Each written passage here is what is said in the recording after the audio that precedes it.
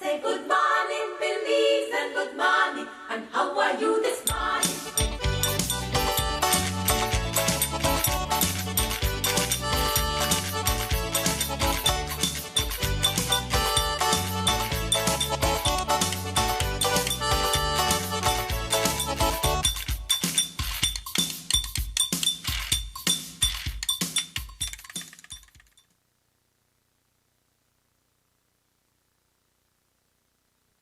July. Good morning, everybody. Thank you for locking in. This is the morning show here on Love. It is a Thursday morning edition of the morning show. You already know what that means. It's yours truly, Tamara and Ernesto, in your company. That's right. And we're going to get things started with open telephone lines this morning. Give us a chance to hear from you. What's happening? What are your thoughts, opinions on any national issues or anything that is affecting your community? And after that, we get into some specific topics, Ernesto. Yeah. The first one is intriguing, and I think it's going to be part of the conversation for a while.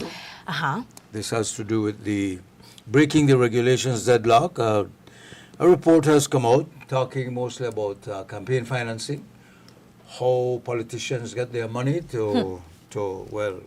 we have to some make sure shocking, that they publicly tell you that they are the best persons for the job. we have some shocking statistics that we will be sharing about how much it actually takes to run a campaign. The fact that we still don't have campaign financing regulations and laws, and how that threatens our democracy in some ways. And then there's a huge event happening in Hopkins this weekend, Ernesto. Hopkins Day. Right. It has a ring to it, doesn't it? Hopkins Day.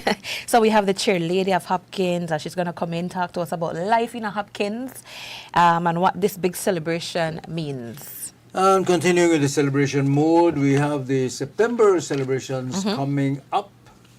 And that is, the bands, the carnival bands are beginning. Listen, we have to learn to infuse some of this Creole culture, Belizean music, into Carnival. Right.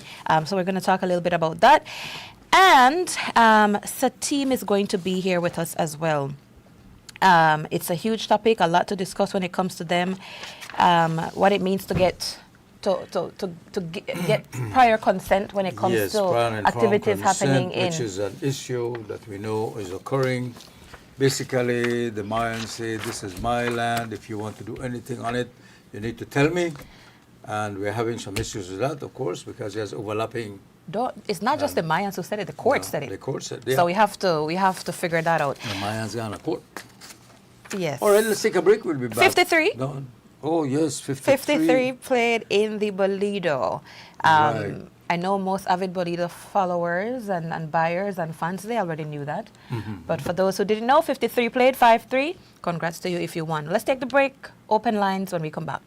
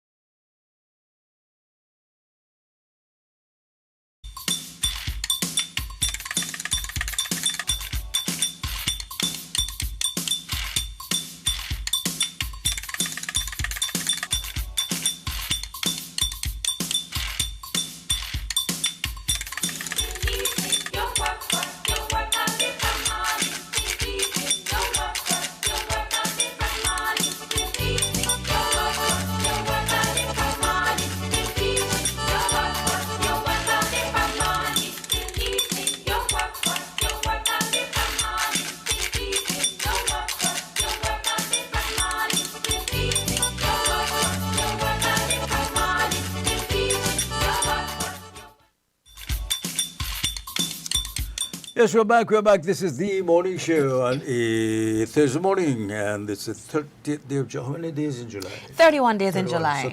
So tomorrow, In a month. Tomorrow is Friday. So it's a perfect month, right? It ends precisely on the Friday. That means tomorrow, Belize City is going to be busy. And, in a month and payday. You already know. Time. So please, if you don't have to be out in the streets, stay at home. Right. It's so frustrating to be in the Belize City traffic. And I know a lot of the different tongues too. It gets really chaotic. But whatever you do, exercise caution. Yeah, well, we have an interesting lineup. We have a couple of topics here that I can't wait to explore these. Really big interest to us. But each one affects us culturally, politically, in a different way. They all affect us, with the way politicians get money to run their campaigns. We are talking about one of our better-known tourist areas having a day, which is fun. We have tried to infuse more Creole music in at the carnival instead of Trinidadian music, and of course, what's happening with the Mayas, and they're protecting their lands. So we have a pack there, and we'll try to make it as efficient as we can. But right now we are talking to you, if you want to call us. I read a story yesterday, interesting. Somebody put a baby jaguar. Yes. Big investigation. We already find the person. Listen to me. Hold on. You need to understand that the wildlife conservation community in Belize, they don't play. Right. They don't mess around like how some other criminal teams, law enforcement. This person only put this little jaguar. Yeah. While we have people grab one Belizean, get him out of Belize, and we still can't find out who. Like I said, the wildlife community. Have you looked at the penalties for fisheries violations? Yes, you think no joke? And kudos to them for taking care of, for being good stewards of what they're supposed to be doing, right? Maybe they should be investigating the Budna case, for instance. They would know who pat Budna right away. I mean, I was not ready. Because I'm sure he was patted down, and then before he was. Oh, I think there's video to say that indicates as much. But yes, Ernesto, I have always noticed, how severe. And rightly so. I'm not knocking it, right? How seriously here in Belize we take conservation laws, how efficient we are at prosecuting. Again, I have to go back to how serious the fines are. And so when you have a situation whereby a foreigner comes to our country, and I don't know what were the circumstances as to how they ended up in contact with a baby jaguar, and petting it. Where was the mom? No, the thing is, I did not know that was illegal, right? I know it's illegal to kill them, to maim them, to harvest their teeth, but I didn't know it was illegal to pat or to come in contact like that with a jaguar. But I do know it's foolish. It's not wise. But the only thing, again, with that story is that we don't get the full details. I mean, what you want to know? What missing? To pat a baby jaguar, somebody had to know where it was, unless they walked upon it accidentally, or it just happened out of the blue. Well, you see, the thing is this, right? Because of deforestation and things like that, we know that there are specific areas where you are likely to see jaguars, and especially it was in a reserve. Yeah, and I have been to resorts where they tell the tourists, look, we're going to go take a walk, and very likely we're going to see a jaguar, right? Yes. And then again, the plaque, I saw a jaguar, and so on. Yes. So these guides supposedly should or know more or less where the jaguar roams. So I was a guide who probably found the little, what you call a jaguar nest, I don't know, and the baby was there, and I said, let's go see this, Is a baby jaguar a cub? Yeah, I think so. Okay, I think so. Is it a pup? Is it a cub? Yeah, but continue, yes, you were saying. We call a baby jaguar. Okay. So, unless it was an accidental thing, and if it's accidental, and you and I are walking and we see a baby jaguar and nobody around, your temptation, I personally would say, right. Mommy might be watching. I know the fool it is, just get out of here, So the circumstances led to somebody probably knowing the habits Yeah. of the nest or where the area to go that far, because any common sense will tell you if you're walking the forest and you meet up with a baby, sleeping in this little nook where the mommy put it. Don't approach. I mean, I wouldn't want to come on. approach a pit bull's cub. Exactly. Pup. Exactly. So the circumstances, Well, you do know that Except the person- some people are thrill seekers, right? Yeah. And they do this. They go from country to country looking to come in contact with either Wildlife. gang communities, wildlife. They do listen, and then they create content with it. They seek out this danger, and it's they recorded for entertainment purposes. Yeah. But yeah, Belize not play that. But kudos to them, their Yes. investigative prowess and coming up with some results like that. I just heard a story remember right that now. according to the news, the gentleman voluntarily flew back to Belize to face his crime. Yes. So these are obviously wildlife lovers, right? They obviously love wildlife. But this is not something... Did you see the video? Or the I video? saw it in passing. I didn't have the audio on, but I saw this, Did he this pick up the man. animal or just he patted it? approached it. I didn't see him pick it up, but he definitely... Touched it. Yeah. Yes. And like I said, my first thought was, this is not wise. No. You don't want, do you know the strength? Well, of course you know. He wasn't a alone. mature jaguar? He wasn't alone, right? No, he was with a No. group. Maybe let's keep the mom away a little bit. A crowd, Perhaps. would keep her away. But like I said, if he did that, he may have been working with somebody or a group that Gave him the tip off. Tip off, and let's go and do this. And we You know know- the mom got shopping. You know so something, Ernesto? She won't be around. Tourists, international tourists that have an interest in birds, in wildlife, or a lot of the things that Belize offer, they know more about it than you and me, because they are constantly, some of them sponsor these conservation sites, and they make contributions. So they are fully abreast with where our jaguars are, the jaguar count, more so than most Belizeans are. Yeah. And then did I just see a passing story of a jaguar threat in Hattieville? Was it Hattieville? I didn't read that one. Yeah. I didn't read that one. Yeah, But that's unusual, because Hattieville is not exactly in the bush. No. Right? Well, but they are, yeah, that's true. And it's more... But you just drive a couple of miles from there and you're in Yeah. some kind of forest. True. Fair enough. So, anyway, but for those who didn't know, kudos to their Ernesto- investigative prowess and landing their criminal and charging him his fines. Yes, So I 1,000 wish Belize the other investigators. Which, would by be the way, is on the different. lower end. $1,000 is on the lower end. I think he got I think because he got came away back. because he came back voluntarily and turned himself in. And speaking of coming back, well, we had some deportees. Just yesterday. Arriving was in Belize. Belize, yeah. And I think it was 18 in total, 10 of which were Belizeans, 8 of which And were they started from the other third countries. country Yes. arrangement that we have. And this is going to be 9 of them here. I believe so, if we're Yeah. keeping count correctly. Yeah, we had one before, now we have it's 9, and mostly Haitians. Yes. Speaking of Haitians, we might end up with more of those. You know that this temporary status, this temporary protective status in the U.S.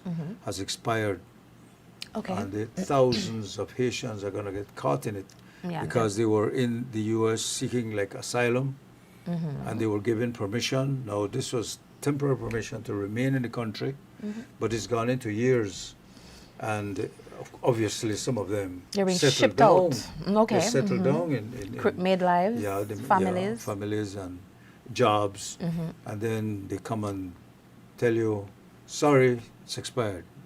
You got to go, Tough. just like that. And mostly Haitians affected. Let's take this call. Hello, caller. Good morning. You're on the air. Hello, caller. Good morning. You are live. Good morning. Good morning. You're live on the air. This is Love. Hello, caller. Good morning. You're on the air. Yeah. Good morning, sir. Hello, caller. Good morning. Yes. Yes. Good morning. Morning. Yes, sir. Thanks. Good morning, everybody. I just want to put in my 2 cents concerning the tourists with concerning the Jaguar. Okay, But go ahead. My heartly feeling, I'm a believer, 100% believer, right? Concerning the gentleman with the Jaguar. The guy come back from the States, right? The guy come back from the States. Yeah, for face the charge, right? Man, I think I shall set the man free. Don't charge the man 1 penny. The man not on mistake. The man fly back from the States to come back for face the charge. You know what I mean? Come on, man. You think I believe that going back? You think I believe that now come back? You know what I mean? Come on, man. I hear you. You know, you use some common sense here, okay? Bye, thank you.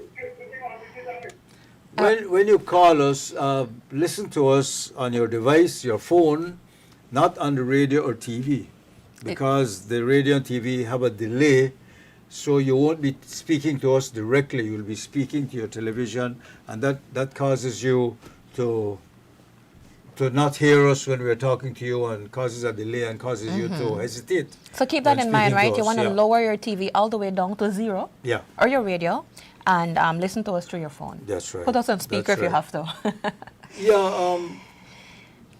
Well, That thought did cross my mind, right? Because I read it, I delivered that news story last night. And that thought crossed my mind. I'm like, man, could I give her a leap pardon, Yes, right? man, yeah. But I will say this, right? They but did. that's part of the story, you know. Uh-huh. You know, you tell your grandchildren that, I went to this country, Belize, and I patted a leopard, a jaguar, the whole lot, and all of a sudden I became a criminal. I was, Yeah. so I was a good person. I flew back, and they handcuffed me, and I how to build up the story, Yes, you see, we don't want to encourage that behavior. There are other daredevils out there. There are other wildlife enthusiasts who would love to try the same thing. And if it's okay, that's all right, pat on the head, I don't think they would take the laws as seriously. And Lord knows we don't need a boom rush of that, and then jaguars are Where is now this baby jaguars jaguar? Where is versus, this baby versus the jaguar, tourists. We you know? don't want it. So we absolutely had to stop that in its tracks. Yeah. That's just the way I see No, I it. agree. I agree. All right. So Ernesto, we usually take our break at 7 on the dot, but we do want to steal Yeah, some let's do it time. now. We do want to steal some time so we can give more time to our next segment, because we'll be talking about a very important topic, right? We'll be talking about an actual research done by UB and their research institute there. Yeah. And so Under it's- the direction of Dylan Vernon. Yes, that's right. And he's here with us this morning, so we want to give him maximum time. So we will take that break, and we'll be right back. Ready, set, paddle into an unforgettable showdown along the Placencia Peninsula, the Battle of the Paddles 2026. On Sunday, August 2nd, the tranquil southern waters erupt with excitement as paddles are put to water in one of Belize's most unique water sport competitions. Starting at 8 a.m., competitors take part in one of 4 incredible races: a challenging 20-mile canoe race and a 10-mile sea kayak race through the Placencia Lagoon, alongside a dynamic 3.5-mile sit-on-top kayak race and a 1.7-mile paddleboard race around Placencia Key, all starting and finishing at the Placencia Municipal Dock. Feel the excitement as every stroke transforms the Placencia waters into the ultimate water sport battleground. Battle of the Paddles 2026, Sunday, August 2nd. Battle of the Paddle sponsors are Barefoot Services, Crocodile Research Coalition, Placencia Village Council, WWF, World Wildlife Fund, Sandy Cove BZ Tours, Belize Tourism Board, Umaya Resort, Blue Reef Beach and Marina, Southern Environmental Association, Hidden Valley Wilderness Lodge, Reiki and Island Resort, Caves Branch Adventure and Jungle Lodge, Miramar Suites, a Belizean Nirvana, Gecko Property Management, Top Value Supermarket, Maya World Destinations, Captain Jack's, Belsin Decorative Concrete Solutions, Seahorse Dive Shop, Balam Golf, Kareem Gordon on behalf of Mango Creek, M&M Hardware and Service Station, Flowers Vacation Rentals, Primus Villas, Isiana Resort and Residences, 501 Trucking, Ziki Rental Agency, Wendy's Restaurant, Barefoot Bar, Maya Beach Hotel, PAC Protected Area Conservation Trust, and Love FM.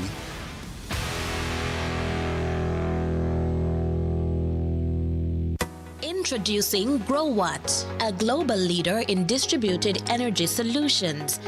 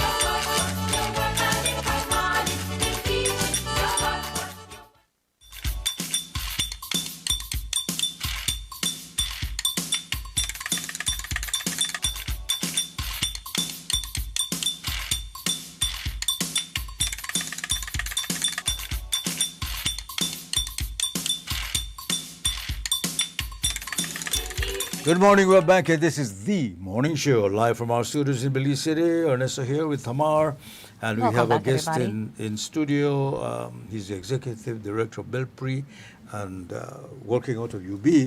That's an impression I get. Dylan Vernon. Good morning, sir. Good to have you. We're honored to have you on the call. We sure are. Thanks. Welcome. Well, we know that you are someone who likes to delve into the intricacies of how we run our country. We call it taking a deep dive. Taking a deep dive. Some of us have to do it. Well, Someone make sure you can have do the right equipment when you take that dive. Yes. You know, I see one James Bond movie that they put on in your mouth and you could swim for 4 minutes under water. I don't know where that is, but anyway. You need a pen for a deep dive of this kind. Yeah, you just came out with this report, Breaking the Regulation, the Law. Like I mentioned earlier, it basically talks about how politicians get their campaigns financed, you know. And you've gone into this and did some real deep research. First, before you go to, what's Belpre? Yes. Thanks for asking that question. It's the Belize Policy Research Institute at the University of Belize. So it's attached to the university, but has independence as a sort of policy institute, a think tank. And the key goal is to contribute to evidence-based policy making. And so we do reports like this with policy recommendations. We had one earlier last year, not earlier last, but we had one last year on the economy of Belize. And right now we're doing, on behalf of the government of Belize, we're doing the coordination of the National Youth Development Strategy and policy for the next 5 years. And this is the kind of thing we do. It's basically harnessing not only UB talent, but Belizean talent to do what sometimes we hire international consultants to do. Right. And have a attached university, a unit that can do more of these things. And we have already done quite a lot. Is the unit made up of professors, yourself, and do students get involved? Yes. Because we always blame the yes. universities here, say they don't do enough research. Yes. In fact, we have a staff of 4. A former lecturer at UB, Devon Paulino, who is the co-author. He's an economist. And we have 2 other staff. But we do try to bring in the UB community. In particular, we have a UB student intern program. In fact, students help to prepare this in terms of doing some of the archival research, newspaper research. And we have a student intern program that's beginning to grow, yes. Now, this specific publication is about campaign financing. I think for most Belizeans, they know that when election time comes around, there's banners, there's posters, there's songs. Election day, there's a bite for those who want to collect that. But I don't think most people sit and think about where that money comes from and what it means to, what's the process to garner campaign financing. Yes. Can you help paint the picture of how a political party or a political candidate raises money to run a campaign? Yeah, very, very good question to start with. And maybe one of the best things to do is to begin with definitions. Because you use the term campaign finance, which is a term that we all use. It's used in other countries too. But one of the things that was missing from the list that you had was that even before election rolls around, we have politicians and parties spending money. And sometimes it's on a weekly basis at political clinics. And you ask the question too, where does the money come from sometimes? So we use the term, as opposed to campaign finance, political finance. And political finance includes the campaign finance that happens around campaigns, but it also encompasses a broader sort of where do politicians get their money from, donations, all year round.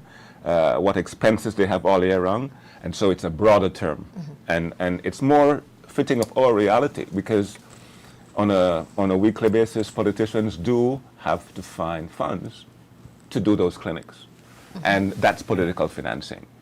Now, where does the money come from?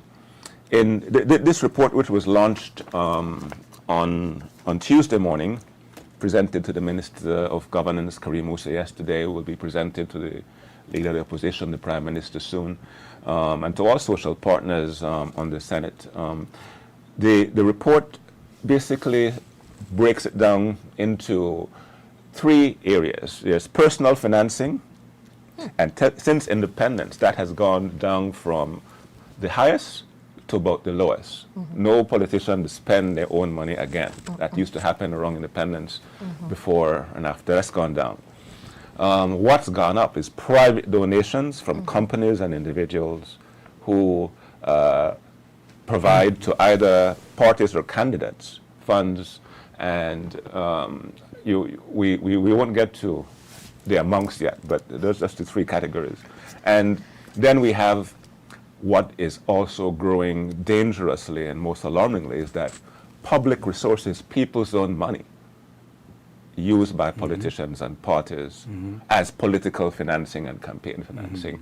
And so the two private sources and public sources are the two dominant ones. And for a campaign, the study is finding, and this you can't get the exact figures because there's no regulation, there's no disclosure. And so you have to find different ways of getting an estimate. And what we did here was to look at studies where people had interviewed politicians themselves and asked them, well, what is your best estimate of what a party spends, and what is your best estimate of what a constituency politician spends? And so we triangulate information, and we come up with the fact that around independence it was about, at the most, $50,000 per constituency. Now it's between $500,000 and $1 million per constituency, minimum. Correct. And it can go for that. At the national level, politicians are using the term 5 million plus for the party itself. And so if you add that all up, that gets very expensive very quickly. And that is not even looking at, as I said before, the weekly, daily demands that politicians have from constituents, and that also adds up. So we're talking about hundreds of millions of dollars being spent in the course of an election cycle. Yeah. At least $31 million if, say, you only use 500 million per constituency times 2. That's 62 times 500,000 is 31 million right away. And if you add to that what is spent annually, you get a very high figure. No one knows the exact amount, but we can do the math. So you asked, where does the money come from? We answered that. The answer also begs the question, especially for the private donations, and this is where the problem begins to accumulate. Do donors expect anything in return for their money? No. Of course. There's a quid pro quo. And so political financing from the private sector, and believes from foreign sources, from individuals, and they're usually big ones, has increased exponentially since independence. And we know this, as I said, because of the triangulation we do. But the return on the investment bit is where the problems begin to come in. And there are two major problems that we identify in the report that comes from this. And one is, of course, corruption. It is the biggest driver of corruption, political finance, especially when it's illegal and when it goes unregulated. And the second big one, and we'll get back to corruption, is that it benefits the two dominant parties who have mastered the art of raising funds. And it discriminates against alternative voices, smaller parties, more vulnerable people, women, indigenous groups, rural people. And so there's a participation deficit that it causes. Yeah. So there's the corruption and there's the participation. Who can afford to get into politics when you have to raise all that money? And who would say, well, I'm going to go through this messy business of getting donations and going through this quid pro quo, I wash my hand, I wash your hand kind of thing. Because even if you hit the bricks like this, you hit the street. Let's say I want to run. I don't have a lot of money, but I'm going to run on myself, my image. And your issues, or you have a big idea. And I go out there and I say, okay, and I go host to host. That still will cost me money. It will cost you money. It will still cost me money. And the thing, I mean, I didn't mention this at the beginning, but money is necessary for politics. It's not saying, this is not saying that money should not be in politics at all. That would be silly. It's needed for campaigning house to house. It's needed for advertising. It's needed for party operations, for having people participate. So there's a legal and very solid reason why there should be money in politics. We need money for democracy to exist. But the problem is that Belize is one of the few countries in the world without any regulation That's at right. all. Zero That's right. regulation. So we can answer the question, who gives exactly, who gives how much to whom? And that's the biggest question. And when we have a scandal of the day, we call them in this book the scandals of the day, that for a short moment put the microscope on the issue of campaign finance or political finance. And this has happened over the past 5 election cycles with both major political parties. And we can think about the scandal of the day going back to the 2004 DFC, Social Security, the Venezuela after that, and we can come up to Saldiva Durman. And in that particular one, just by accident, because there was a court case happening and newspaper articles, we got to see some evidence of what happens in both parties a lot. Right. And if you remember what John Saldiva said when he was asked about it, he About said the it was football team or something? campaign financing Yeah. to help my constituents. And he said also there's nothing illegal about that. And he's absolutely right. There's Correct. nothing illegal about No, that. and he's not the only one. And he denies all allegations, that must be said. And while he might not have intended for there to be a quid pro quo, clearly Durman expected something from the news that we have been getting. But that is just one microcosm, one small example of what happens a lot. And no one knows to what scale, because the paper trail only gets exposed by accident sometimes, as in that situation. And Dylan, I have to, you're talking and I'm thinking, you know how many stories I've read here that we anchor the news about. I hear Minister so-and-so donated so-and-so to our constituency. And I go like, so he went into his bank account Yes. and bought these things and gave it to the constituency. Possible, but not likely. But that, exactly. So, and then they use the word donation very freely now.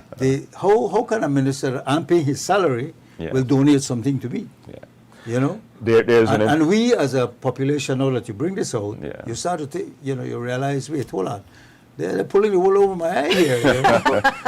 No, that is, again, one of the things we look at here, but how public resources and services, which we have a public service set up, we pay public officers to do all this work of distributing services by merit, and that has broken down to a huge part.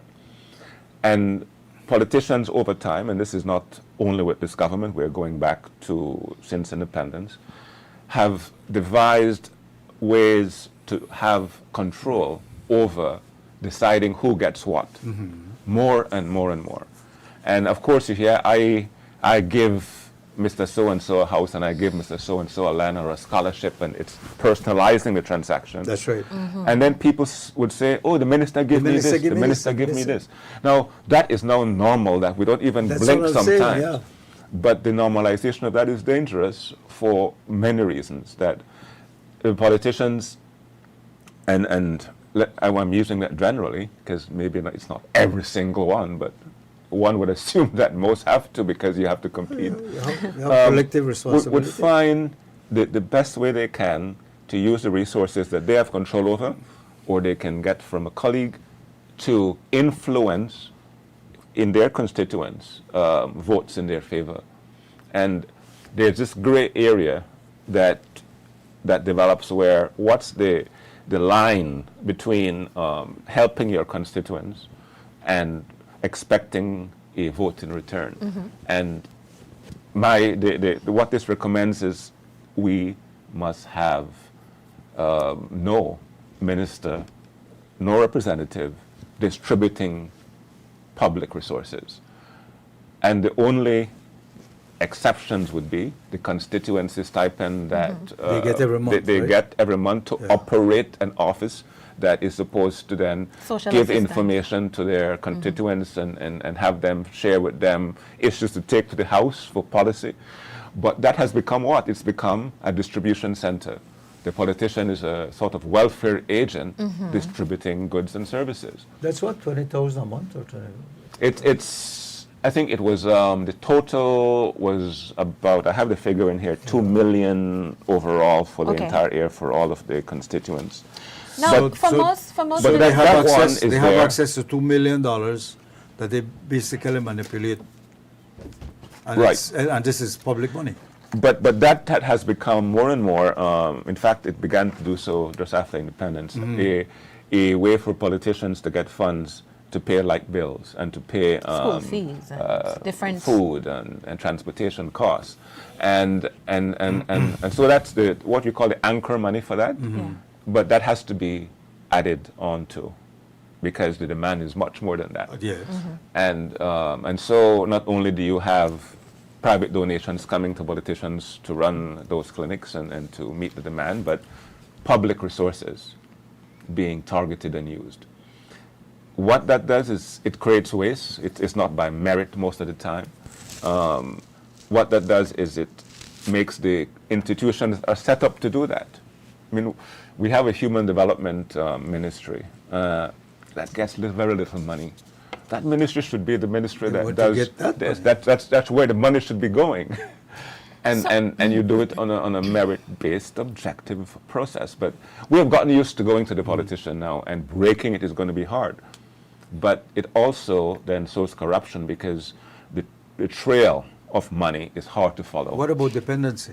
We always talk about that, creating a dependency. We create a part of the population has to depend on the politician. Yes, I mean, that is there. I mean, there's actually the dependency that a large sector, and I estimated in a book I wrote that at least 1/3 of the population engages in some sort of handout transaction, that there's a dependency that does come for some people on this informal welfare system, you might want to call it. But the politician also becomes dependent upon the system for their electoral success. Yeah. And so this kind of mutual dependency results in a Cold War where neither political party, blue or red, wants to be the first to stop it, because you're going to lose Hence the election. Deadlock. But Yeah, why hence the deadlock. why should the average Belizean, perhaps living in poverty, why should they even want this to stop when this is the best trickle down that they will ever experience? That's a very, very good question. And the answer that we give more or less in this report is that, yes, people do benefit from this, but it is not a level playing field, and it creates, in the long run, more problems than it solves, even for individuals.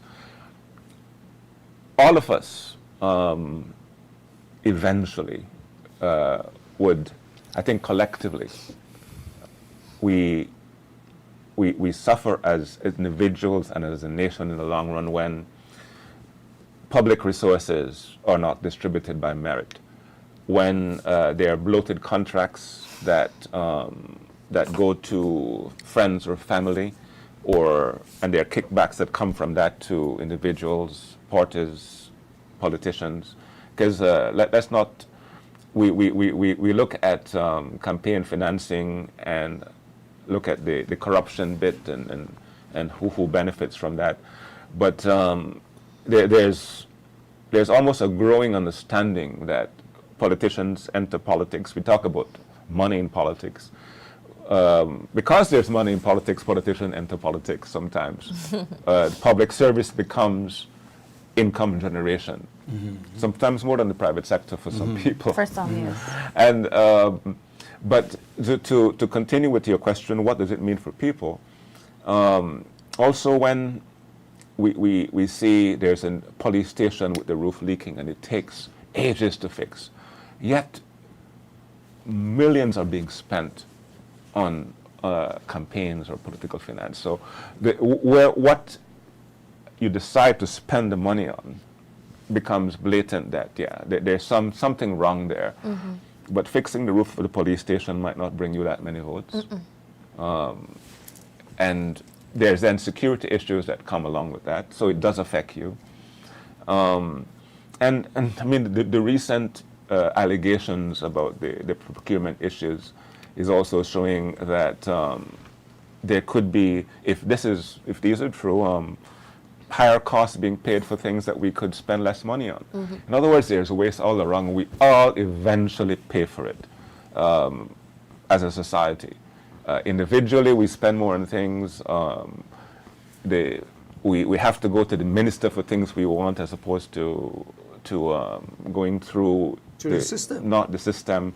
And the playing field isn't level. So it does affect our own national development overall. So what we recommend in the report is that Belize needs, and this has been said by every political party since 1998, promises to enact campaign finance regulation. Yeah. It has been promised in manifestos, political leaders have said so, but zero. They've broken promises all along. And so we ask in this report, why the broken promises? And part of the answer is that both political parties have had electoral success in this unregulated environment, so the status quo is good for them generally, and so they don't want to mess that up. But they also say, and this goes for example, with former Prime Minister Barrow and present Prime Minister Briceño, oh, this is too difficult, it's too hard, it will never work for us. There are going to be loopholes, and bigger countries have tried it and haven't been successful, so yeah, we want to do it, pointless. But it's yeah. Now the truth is, while both parties benefit from this, the ruling party usually benefits more because financiers want to side with the most likely to win, right? Of course. Yeah. So a research coming out at a time like this, when there is a very strong major party and a very weak one, how do you expect this to be received when this could be a threat to their reign?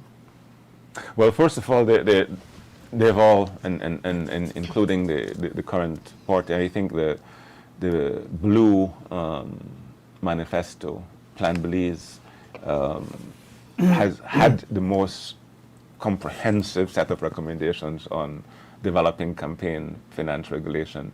And in the medium-term development strategy, there's a strong statement in there that this will be done by 2026, and we haven't seen anything yet. So in the context of having a powerful, huge supermajority in the House, I mean, that happened also in 2008, so it's just a change. But what tends to happen, Tamara, is that political finance has its diminishing returns. Eventually, the scandals will begin to come out, and then they will increase, and we'll hear more about them. The party will defend itself, and it will get less popular, and then the next party will come. It's a trend. It lasts about Correct. 3 And the cycle continues. I've just lived long enough to actually see it. In that cycle of continuation, we are losing our country in terms of being able to do the kind of reforms we want to do, because nobody is interested in reforming things that's going to spot a light on and make things more transparent.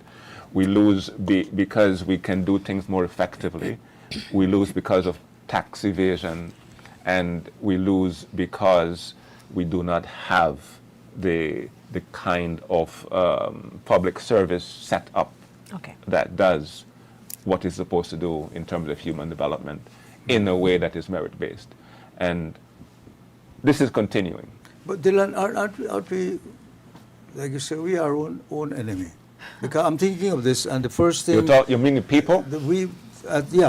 Ourselves. The elephant in the room here, we have the JPAC, Public Accounts Committee. The whole government system, how it spends money, needs to be audited. We have never audited for years, so we have to start there. That's one.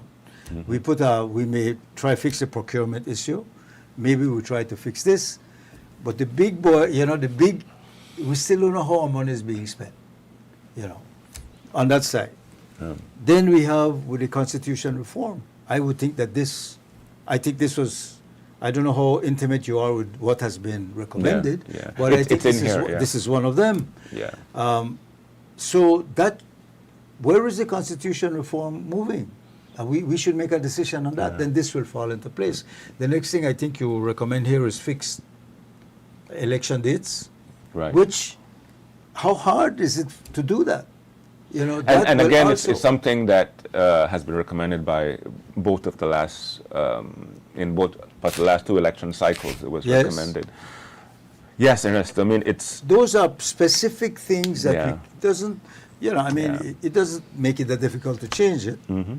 And then let's see what happens after that. Then they will come and say, see, I told you it's going to be complicated, but we find out by jumping in the water, find out how deep it is. We can't use the excuse that it's too difficult and it won't work before we even try, or else we won't do anything.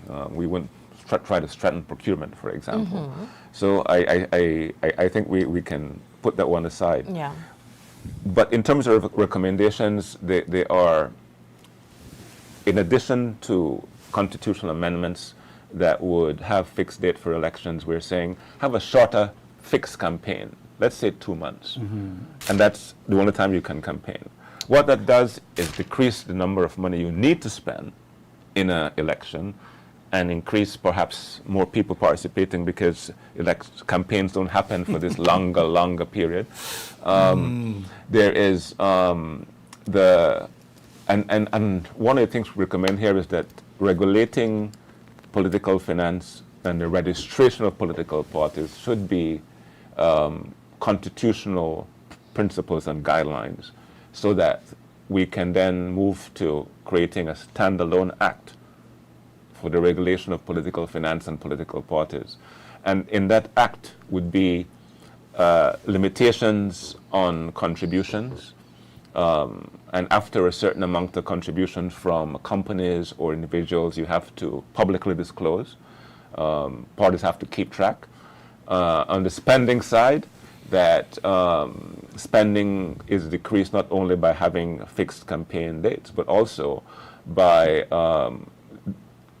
making it illegal for certain sorts of spending. And already we have voter bribery being one of the few things that we have some legislation on, but it continues. But to increase the penalties for that.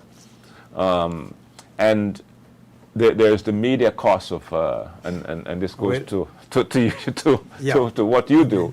And, we look at all these campaigns or ads on the, especially over the past 10 years, and you don't know where they come from. You just see an ad on the TV, and clearly somebody's paying for it. Right. What this recommends is that, again, to make things more transparent, there should be this ad is paid for by.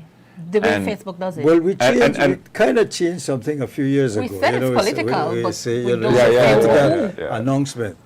That took a while to put that in. I think that one would be unpopular with the media, but what it does is to bring more transparency I think to the game. that's a good. No, where the media will be affected, and this is where you look at the whole how our economy works, and I think you said you're working on that, or. No, we had a report on that because before, you're talking here now, and it benefits us, these long campaigns, because right now the present administration is going through, and to my case, going through a lot of scrutiny. A lot of the negativity of the past many years is coming to haunt this crowd now.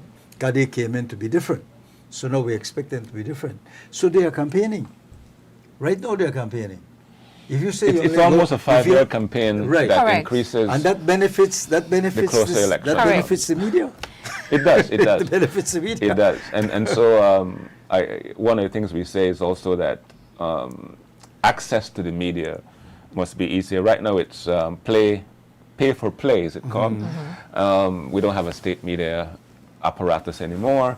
But in other countries, private media are asked to give a certain amount of time to candidates on an equal basis. Right. Again, we have that here. again, we don't have to- that regulation. No, it's written nowhere. It's not written. There's nothing Unwritten at this in- point.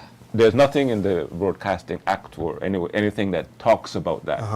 And so we don't have equal media time for candidates or political parties. It's something that some media do if they want. So these are some of the things that can be done. We also recommend that companies, especially companies that have donated over a certain amount to a political party, cannot bid for contracts after the election.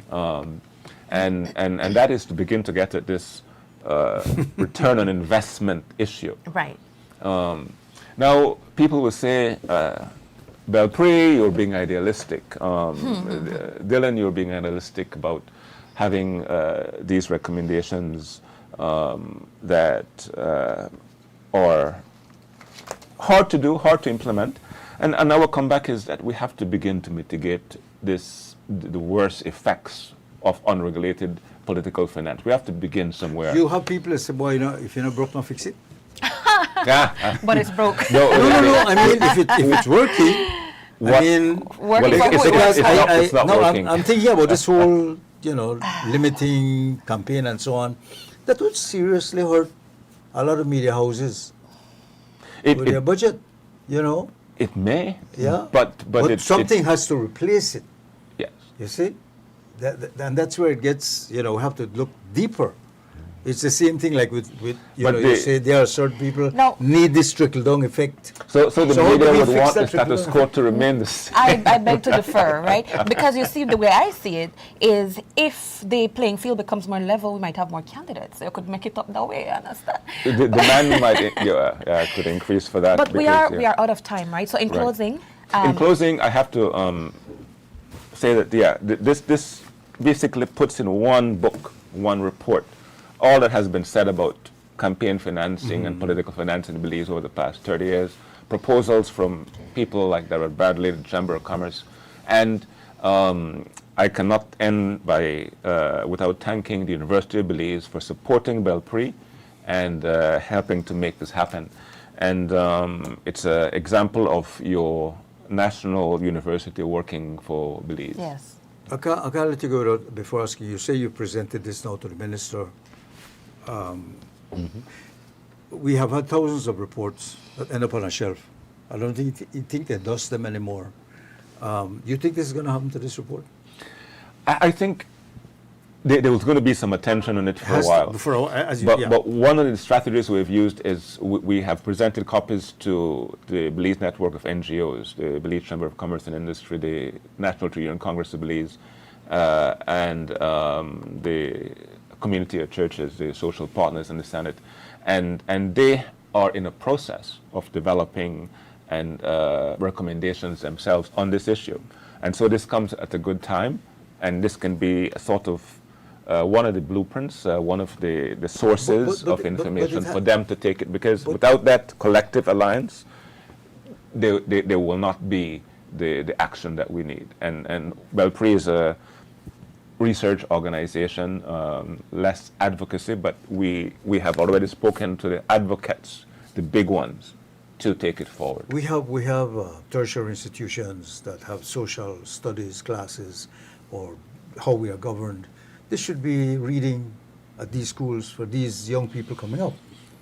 This should be discussed. That's one of the other that's where information, education. Yes. This is information that we yes. need. A toolkit, SIB always in a puts out sense. the information, and I don't think these things are taken and looked at closely and get recommendation or comments from our young students, university students out there, Galen, UB, sixth forms, and young kids coming up. They'll come up with questions you probably never thought of, but at least you spread. We want to say ammonia manure. They spread. Okay. Dylan, thank you. Thank you and too. your next report, come back. We will. In fact, come back. You've done previous reports that you've never.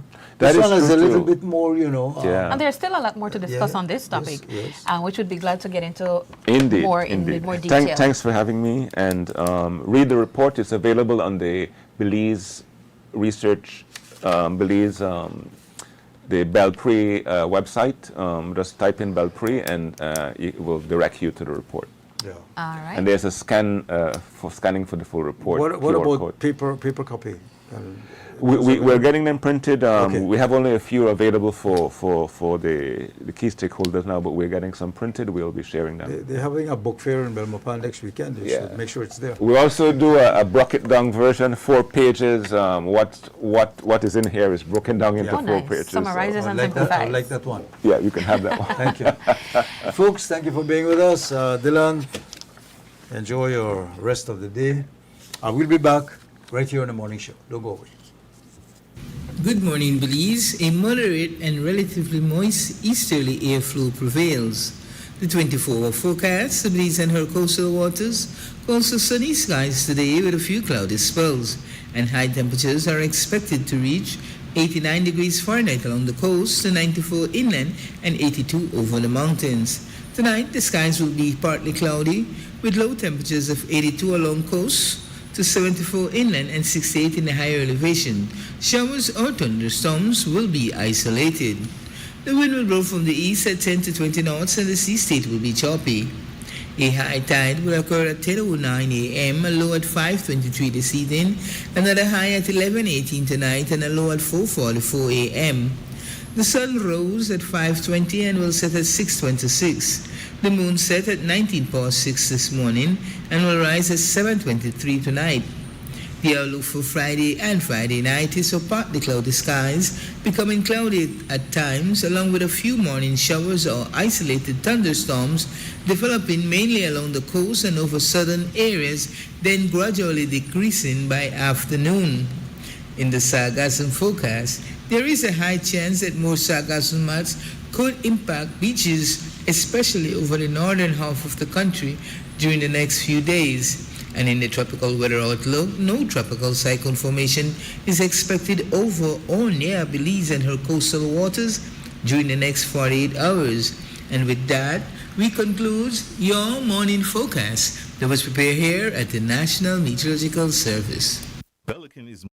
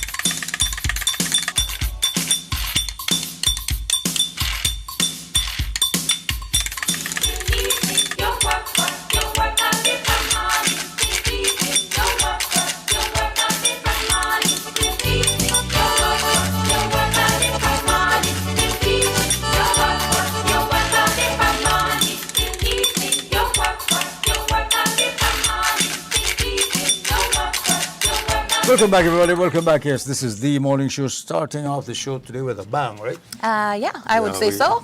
Definitely. And we're moving right into our next topic of conversation. There's a lot to discuss, so little time.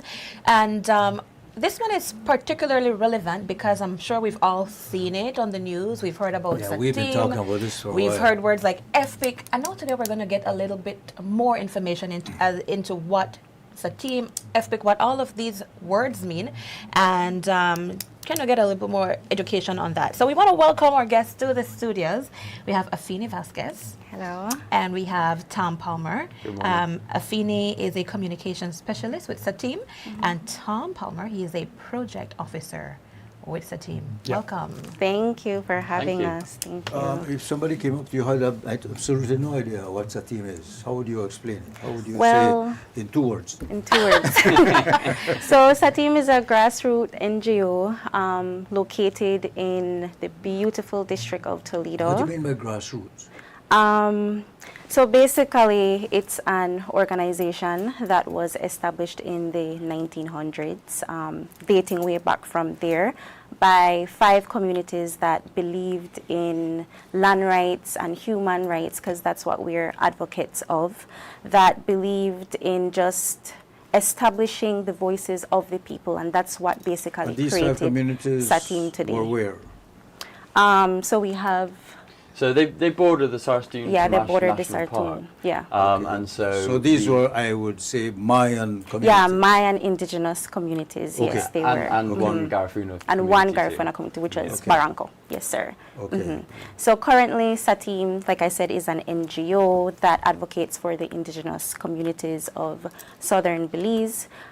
We also do a lot of work with the communities. That's mainly what we do. That's why we're here. We also work a lot with other NGOs and CSOs, government Who bodies finances as well. Satim? Well, these 5 communities do that? Not necessarily.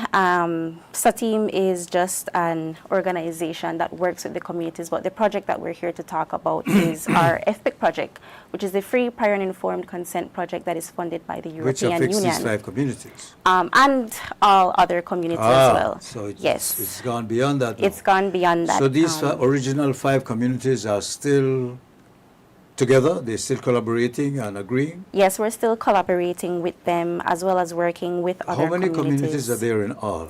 There are 41 communities, correct? 41 communities So, at the moment. okay, with the that free, draws a prior, and different informed consent. direct picture. Yes. All right, so Satim works, but even though you're organized by these 5, your interest is overall indigenous communities in, Indigenous communities. in the south of Belize, sir. mainly Maya. Yeah, mainly Yeah. Maya. All right, and that is how the connection comes to the, you call what, the free, prior, and informed consent. Yes, sir. That's the name of our project. Break that down for me in 2 words. I think it's going to be more than 2 words. Free, prior and informed consent, and as you say, is an important question because a lot of people have heard these words. But to really understand what it means, you can define the words, but I think to understand what it means, you have to go back to indigenous people's rights.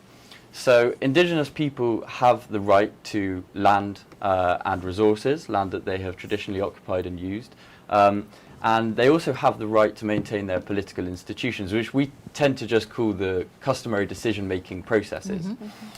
So essentially, indigenous people have property, and that is what is the case in southern Belize. The Maya communities there have land that they own communally, which is their property. So it follows really that when someone wants to go and do something on someone else's property, they have to go through a process to ensure that the people who own that property have agreed to whatever activity it is. And that's what FPIC, we call it, Free, Prior and Informed Consent, really does. You explained that very well.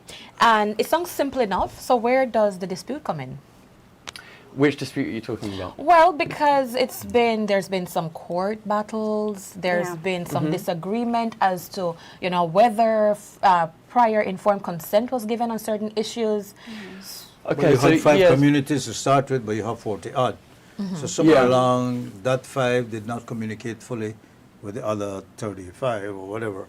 No, the dispute was never between the communities. The dispute was initially between the government of Belize and the Maya communities as a whole. The dispute, I think, that you're talking about kind of culminated in the Caribbean Court of Justice consent order in 2015, and that was where the government agreed that yes, indeed, the Maya of Southern Belize did have rights to their lands that constituted property rights under the Belizean constitution, and also the government of Belize, importantly for this project, agreed that they would not conduct any administrative measure, they call it, which really just means project activity on those lands without the informed consent of the communities. Okay, so where are you now? You have a project coming up. Yeah. Education, Well, is it? We're currently doing a project. I was placed on board as a communication specialist to do what we're doing, which is an awareness campaign. So my goal was to basically see how we would strike a balance between working with communities as well as working with government. I mean, given the circumstance of all that is happening currently, SATIM is trying to bridge that gap in the best way possible. So we're looking at how are we able to work with communities, how are we able to work with government bodies, how are we able to train NGOs and CSOs so they know what FPIC is, and also looking at this from a national awareness scale. A lot of people don't know what FPIC is. A lot of people didn't even know what SATIM does. You know, I always like to say that SATIM is an organization that is very small but very mighty, because we deal with a lot of indigenous rights, we deal with a lot of land rights, and this doesn't only affect the Maya community. You know, I'm partially Creole and Mestizo, looking at what is happening with the Creole community, looking at what is happening with the Garifuna community, you know, and so I came on board hoping that the project not only affected the Maya community, which they are at the forefront, but we wanted this to be a catalyst of somewhat to say, hey, we have rights, and we're entitled to our opinions, and that is what my campaign is about. What you mentioned bridges to cross, and so what is your biggest challenge? I would say the biggest challenge for us would be maybe cooperation. In terms of getting everyone on board. I believe everyone's perspectives are very different. We're not having major issues, it's just being able to smooth things out so we're able to say, hey, we can work with government, we can work with communities, we can work with the NGOs and the CSOs, and we can also educate the nation on what is happening, because I think that is one of our biggest roles, is to educate Belize on what is happening as well. Well, when it comes to the education part, we've been talking about this with not only ourselves, I have been talking about this for a few years now. Yes, sir. I don't think I am your problem. No. You know, you say you want to educate Belize. I think your problem is centered right there in the region where they're having the differences, lack of cooperation or emotions sit in. And I ask you what your biggest challenge is. Now, the way I see it, the biggest challenge is that you can't get neighbors to agree with each other where the borders will be drawn. And this is where the government comes in. Now, I get the impression that the only way this will be solved is the government has to walk in there and say, guess what? This is how this is going to happen. The court has ruled, and this is the way it's going to happen. The reason you're trying to smooth this out over. How are you planning to do that? Yeah, well, I'll say first that that would be to do with the pending legislation. Now, SATIM is not a part of that legislation. What SATIM's project is doing here is implementing the FPIC protocol.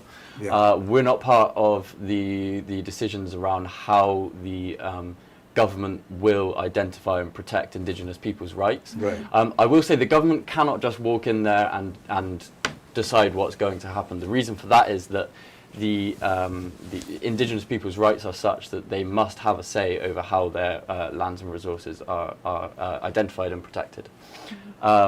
So we're not part of the decision about how that kind of collaboration will work. I understand that. The kind of collaboration that we're talking about is to implement the free, prior and informed consent protocol. But that's a magic word, implement. How will you implement it? Well, the protocol was submitted in 2022, so the That's protocol right, is there that's and it right. exists. Now, the legislation does not exist. Because they can't, I think generally they can't agree on how to smooth it out for everyone. Well, I'm not Can you sure tell either us of us more know. about the gap analysis findings? Yeah, so the gap analysis is really a document that was part of this project conducted by an international consultant to identify the deficiencies really and the challenges, as you say, in the implementation of free, prior and informed consent of the protocol. So from that document we know that there are certain challenges that exist that we are trying to overcome with this project. So, and one of the major challenges and one of the things that we want to talk about today is trainings, is lack of education on how the protocol actually works, and so one of our activities is trainings. And specifically today we'd like to talk about trainings for communities. Because part of the reason that we're here is to try to build awareness for that. So What type of trainings are you talking about? Who are you going to train? Yeah, so the trainings are open to those 41 communities. We're soon running information sessions that will be in nearby communities, if not your own community, if you're a community member. So we're running 7 information sessions. Those information sessions will be open to community members who can come learn what the trainings will be about. It's not a training itself, but it will teach them what the trainings will be about, and then they can apply directly to SATIM for training for their community. What's a training? I mean, what's a training module? Yeah, the training do? is largely focused on the free, prior and informed consultation protocol, the Mayor of Southern Belize protocol. Which will So it's to educate the locals. Yes, it's It is, but we also have government We have trainings, government and trainings civil coming society up as well. organisation trainings too. What will they learn from this training? What is it? At the end of the day, when you get your certificate, what will you know? Yeah, well, I think the major thing to overcome, one of the challenges, and as you talked about challenges, is that people are seeing this protocol, which is very technical. It's a legal document, essentially, and people aren't sure exactly how to implement it. And that's both parties, that's government, it's proponents. And so when people come away from these trainings, we hope that they'll understand more about how that protocol actually runs. Now, from the community perspective, embedded within the protocol is the customary decision-making processes. So the body of decision-making is the village meeting in communities. So hopefully this will bring everyone in more this- union when it comes to a unified voice. Yeah. So you can move forward. Well, we hope so, yeah. I mean, this project is for the effective implementation of Yes. FPIC, Okay. so that all parties can navigate it more easily. Will and you these trainings do that. explain or answer questions like how much of the land actually should be owned by the Mayans? Because it seems to be that's part of the problem. Yeah, well, I no, hear won't- residents down south say they want the whole of PG. Yeah. So how will this training clarify that? Well, the training, as I say, is not to clarify that. The training is to clarify how to use the FPIC protocol. The amount of land, the area of land is not decided by SATIM. But, SATIM I is mean, not party which to comes those first, the discussions. chicken or the egg? Or So, well, and it's a good question, and clearly FPIC is embedded in customary I land. mean, it's legal, right? It's a legal document. It has to be, but currently those discussions are ongoing. SATIM is not part of that, and so I can't speak to how that will happen in the So legislation. you're doing your little part, Yeah. trying to. I mean, let's understand this thing better. we've done trainings before. We had our peer training sessions that lasted for probably 3 days. In those sessions, we had a facilitator who is Mr. Gregory Chalk, great facilitator, and there we trained organizations such as Audubon, we had Niche, we had representatives from the University of Belize, we had the IPA, who we worked very closely with. And it was great informative trainings, I mean, great dialogue, which we expected because people have questions and we were there to answer them, and it's basically that training per se was to train them in case they're going out into the communities to educate these people, because what we're doing at the forefront, is we want to educate people. People don't necessarily know what's happening, and that is the standpoint that SATIM takes.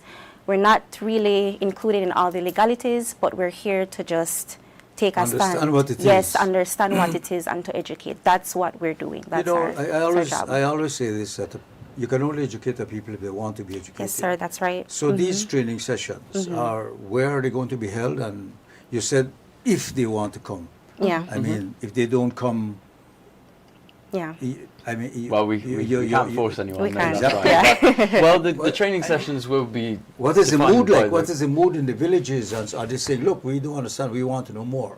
Yeah, Is that yeah. the mood? Okay. People want to know more, and I think on both sides that's the case. You know, people Yeah. want to understand. Well, how do we actually implement this? And the reason is because there have been a lot of challenges in implementation before, and I think both communities, government, also proponents of activities who go through the government to conduct projects, they can see that really everyone's struggling to understand how to actually do this. It's not that everyone wants to do something underhand. Well, that's the It's- impression you get here, that there are other NGOs that may not be in favor of how this is going. I mean, You're also getting students involved via an art competition. Yes, thank you for bringing that up because I really wanted to talk about that. So, a part of our awareness campaign is doing an educational campaign via social media. We also have some school stuff coming up with the University of Belize and with Galen because we want to get them included That's as a good well. idea. Yes, it's really a good idea. But for high schoolers across Belize City, across Belize, we're doing a summer art FPIC competition. And it's basically just students across Belize City who are in high schools participating, creating beautiful, amazing art. We're not taking anything digital because, you know, everything is AI currently. yeah, So we want you I guys agree. to use your imagination. canvas. Yes, paint some beautiful stuff. So it's centered around the theme of FPIC, which is free, prior, informed consent. So that has to do with land rights, with human rights, with sustainable development. theme. Yes, and I think we can all relate to that. So we want students to participate. We have extended the date until August 14th. So we have Okay. about two the more date weeks. is extended? Yes. Okay. We have 2 more weeks. So you guys can contact Satim, whether that's via our social media. You can give me a call at 607-7886. You can submit your artwork to Satim personally. Is this, you mentioned Belize City, but I think that was an error. Sorry, yes, Belize, the entire country. It's Okay, for the so entire any country. student between the Any ages student. of I would say 13 to maybe 17, 18. any student between the age of 13 to 17 Yeah. can submit their art. Yes. Any specific dimension, size? We're not necessarily looking at dimensions because we know that people are very creative. And some people would probably want to do mixed media, whether Sure. that's some little stuff, big stuff. So we're not really giving any dimensions. And something to add as well, whoever we choose as the winner of this competition, their art is going to be featured on our branding materials. Awesome. Yes, so that's amazing. okay.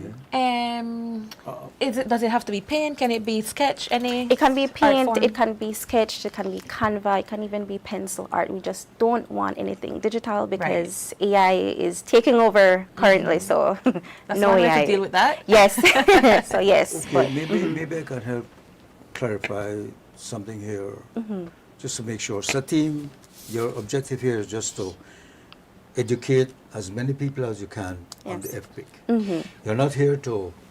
You're not going against any regulations or deals, you're not trying to draw any borders or anything. You just want to make people understand as many what FPIC is. Yeah, well, we're That's working with the basic. regulations basically, so Yeah, we're yes, going of course, through of course, the of course. project activities. Yeah, but so like you said, you know, Yeah. I brought up all these other issues because that is what is out there. Yes. You know, and I'm sure we're going to get messages. Satim already tried it, you know, this, you know, let's make sure that Yeah. what you're doing is an educational process. Yes, sir. I think And trying to explain as grassroots or basic as you can what FPIC is. Yeah, it's worth saying that FPIC is there and has been there since the court handed down It's that not something consent we can order. get rid of. So even though there's still questions about the legislation, FPIC exists. We have to implement that protocol. So you know we can't just hide away until the legislation comes out. And what Right. Yeah. Satim is In the doing meantime, is you clarify as implementing- many questions as, Yeah, Yes. yeah, as you exactly. have. Yeah. Yeah. Well, I hope you get a lot of persons reacting to this and Yeah. trying to find out. Yeah. So far, it has been very positive in Yeah. terms of the communities, in terms of the NGOs and CSOs wanting to work with us. We also have the government on board. I mean, I always tell my colleagues that SATIM is an organization, what we represent, it's always going to receive some type of scrutiny because people have their own perspectives, people have their own agendas. But like I said, we're here to establish what FPIC is, to educate as much as we can. We don't want to be necessarily a part of the legal issues that are happening, although we're quite aware of it. But our stance is simply to educate and to assist where possible. Like I said, the indigenous communities are at the forefront. Their voices are at the forefront, and that's what we're here to establish as an organization. We have Belizeans who are caught up in this, who own land in that area, and they feel threatened that their land will be taken away or somehow. This is where I think your education of the communities come in, because those will come up, Yeah. and this will, explain to you this is how the consent order works, Yeah. and this is how it's going to work, Yeah. basically. Right. Yeah, and again, we're implementing free, prior, and informed consent, and so those questions are there for the legislation, really. Right. Right. But Let's it's an understand the important core and- message of the consent order. Yeah, and even after the legislation comes out, well, free, prior, and informed consent will stay because, as I say, it's an indigenous right to own property, so there will be. Ethics You have a existing big in the challenge in front of you. I know, Somebody has to do it. Yes. And that's why I mentioned we're very small but very mighty. Yeah. And I believe we have great assistants. We have great people on board. The organization is amazing. My colleagues are amazing. We're very hardworking. We're out there in the villages engaging with these people because engagement is top priority, And like I said, the campaign seeks to not only bridge that gap between government and these indigenous communities, but we also want to get the public involved in terms of education. Because again, we hear about SATIM, we hear about FPIC, but what is it really? And that is what this project seeks to establish. You need to come back and tell us how it went. Yes, we definitely will come back. You're welcome to What come is back and talk about it some Hopefully more. we don't get all these questions after that. Yeah. Yes, sir. Afeni Yes, sir. Vasquez, Yes, thank you. thank Tom you Palmer, too. thank you so much Thank for you very much for answering. having us. And I have to sort of apologize here. We were bombarding you with these questions like rapid fire because No problem. we really wanted to get as much information Yes. out in the time that we had. So thank you for bearing with us Thank you and too. for Well, answering us with so much patience and that's your job. knowledge. Yes. Yeah. Okay. So it is 5 minutes past 8. We're over time here. So we got to take a break when we come back. It's going to be I promise you, it's going to be a lot more fun and light. Yeah, we're going to- talk to the chairlady of Hopkins. We're going to talk about Hopkins. Hope I see you guys there. We talk to non-indigenous Belizeans. Behave yourselves. They are indigenous. We'll be right back. Every connection we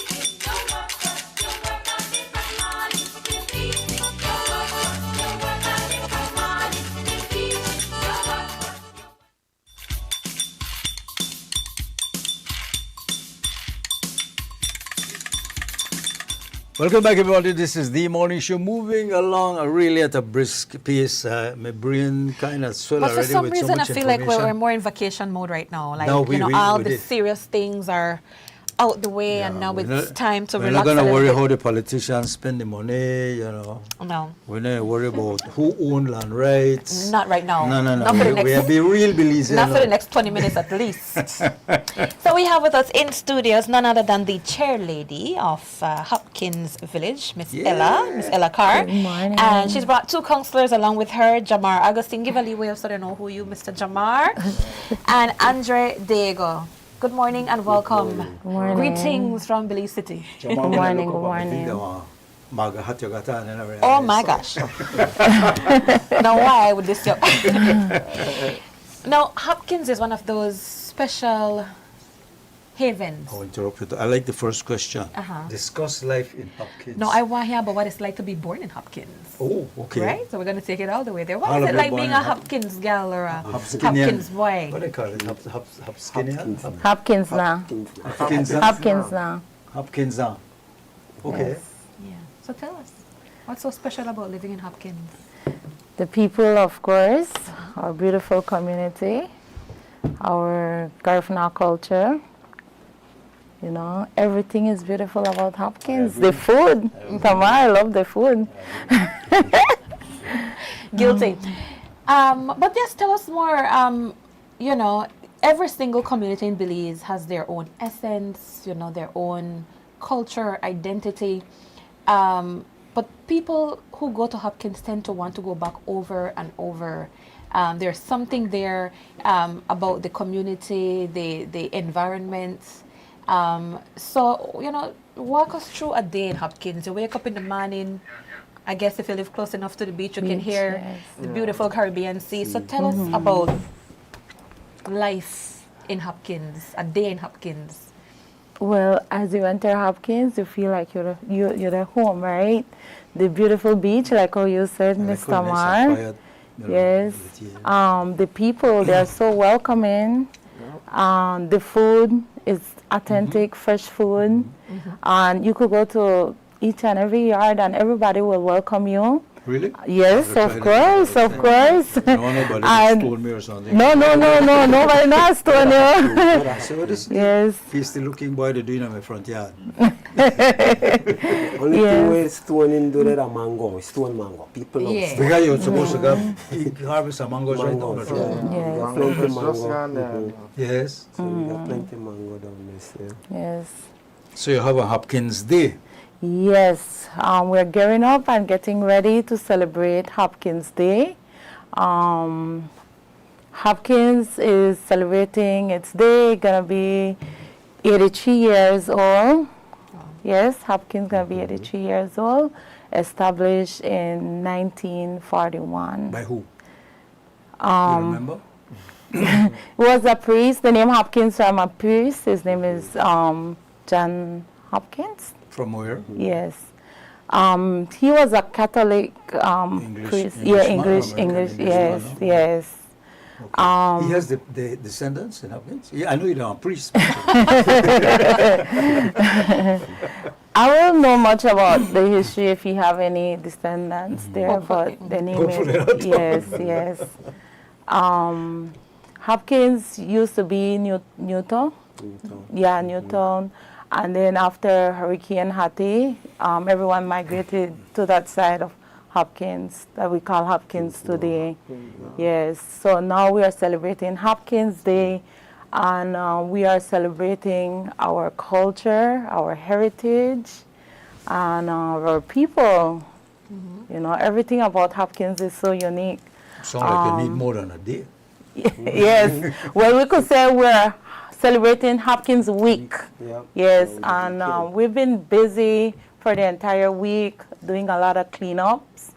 Right now we have MIDH in Hopkins. They're grading the street. We're bush hogging, and we're setting up right now, getting ready for our big day. So we will start on Friday night. That's when we have our opening ceremony at the Hopkins basketball court. Yeah, so we're just looking at some pictures on screen of some of the work going into preparing for Hopkins Day. Beach cleaning up. The streets look nice. Of course, paving the streets or getting them upgraded as well. Okay, so the beach is ready. Yeah. Any beach bash planned and scheduled? Yes, but we lost about 4 feet of our beach, I must say, about approximately 4 feet due to erosion. But we're still doing a little cleanup and try to clear all the plastics, coconuts and stuff. But Hopkins is beautiful, the weather is nice, and we are inviting everyone to Hopkins this weekend. Where the main event will be? Go ahead, John. The old school ground. Old school grounds, okay. Now like the center of the village. You got anybody famous from Hopkins who will perform? We have Exotic. Exotic. Seawolves. You know the country now, so he's gonna be there too. Did he fly in just for the event, or you guys just caught him at the right time? Well, I think he has flying for the event. Okay, nice. Yeah, so welcome Seawolves back home too, so he definitely gonna give her a show. Okay. It's been a while the people from Hopkins don't get a show from So the Seawolves. old school grounds, it's going to be transformed, right? A lot of different booths. What's going to be available there? Well, vendors wide food, clothing. We have bars, different bars, like local bars from the village. There's games for the kids, trampoline, bouncy house, and then the Ferris wheel. Mechanical rides. Mechanical rides. Yes. And a lot of things happening on stage. Oh, a lot of as usual.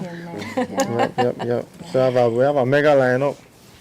This is the lineup. So we have Seawolves, Exotic, Vida, Reckless, Lloyd. Then there are imports, though, the next three, what you just say? Yeah, we have couple imports. We have couple artists from Dangriga, a few artists from Dangriga, Hopkins, and then we have DJs as well, like YG, Mach 90, Riot Squad, DJ Junior from Belize City, DJ Bronx. So any drumming sessions or any specific time set for that? yeah, we do have drumming session the Friday night for the opening ceremony. We're also gonna have cultural displays going on. No, I didn't see it on the flyer, but I have to ask. Any pageant this year? No pageant. No pageant this year. No problem. Or Mr. Hopkins, I mean, you know. Yeah. Here Mr. Hopkins, the last Mr. Hopkins. Since there's no pageant, anybody could just wear the crown until somebody wants to challenge her. I want to take the crown for it. Mr. Hopkins 2026. Well, we have our Miss Garfield, our queen there, so. There will be royalty in the place. Yes. Okay. What are the national food at Hopkins? Well, Tamara, you always go get hodot. I know, I asked you. Once they don't Hopkins, you have to eat a plate of hodot, a nice hodot. All right. Would you say Hopkins got the best hodot? Best hodot. The best food. Yes. Remember Dangri got to listen to If I go to Hopkins, if I go to Hopkins any weekend, where I could get hodot? Well, all the local restaurant, I must say. Yes. That's good because I've been like to Dangriga and I can't find it. Even at night, you could get hodot the Hopkins. It's always on the menu for sure at Ella's, I can tell you that. I don't know if you know about it, Ella's School Spot. I have no idea where that is, yeah. It's not a Saturday only special, it's not a Monday only, it's they on are the just menu. like you can find rice and beans at Belize City anytime. Every day, You know. Ms. Ella, how the economy Hopkins look to you? The way Placencia they grew and all these hotels. I've been to Hopkins luckily a couple of times this year already. It seems that you're getting a lot of interest with these big hotels too. And how's that going? Is that going? Comparing to previous years, Hopkins is growing. Yes. I must say a lot of local businesses are opening. Resorts, like how you said earlier. We noticed a growth in Hopkins, and it's improving the life of everyone. We see a lot of our people, they're venturing out into businesses like restaurant, tour operators, But with the tourism, it goes off and on. Of course. Yeah. Seasonal. Yeah, it's seasonal, seasonal. Yeah. So we all are hanging in there and be creative and come up with good ideas so we could attract local tourism because we cannot depend on just international tourism. True. So I know you get a lot of visitors, that's for sure. yes, we get a lot of visitors in Hopkins. What's not hanging on there is the beach. Yeah, the beach. Sargassum. The sargassum, The sargassum, and erosion, huge problem. erosion. There's no way they could get this beach back? But Well- they use what, the dredger or something, or pour the beach back onto. Is that not a possibility? Yeah, we're not planning to do any like seawall or No, I mean anything seawall like ugly, that. man. But then, you know, Mother Nature's work. So we just leave it how it is and try work around it No, and but you try have to keep get it it back. clean. You know, Cancun Yes. never got beaches, you know. When they built Cancun, they pour in the sun and created all these beaches. And we hear about dredging in the area and so on. Is there no way the government can help with dredging some sun back? I mean, it's something just to reinforce. I just pour back the sun on the beach. I don't know.